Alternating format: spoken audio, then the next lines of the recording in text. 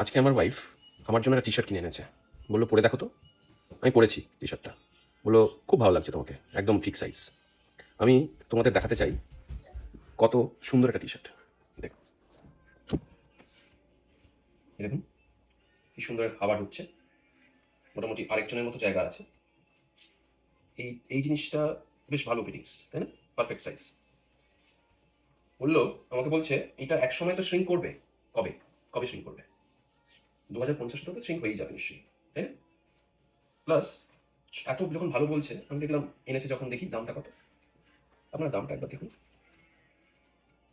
এই অবধি ঠিক ছিল, তারপরে এটা সরাতেই দেখলাম এখানে লেখা আছে লেডিস।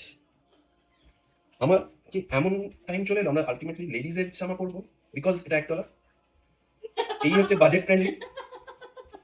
আরে এখন পরে সব এরকম পরে দেখনি রণবীর সিং কে দীপিকার জিনিস পরে, তুমি না হয় আমার জিনিসই বললে। আমি ধুরন্ধরের রণবীর সিং 2050-এ আপনাদের আরেকটা ভিডিও করে দেখাবো, কি দারুণ ফিটিংস। তখন এটা ভালোই লাগছে। এটা জামা না টেন্ট বুঝতে পারছি না। আরে তুমি এই যেরকম জামায় হারিয়ে গেলে আমাকে খুঁজতে আসবেন না, এই জামায় হারিয়ে যেতে পারি।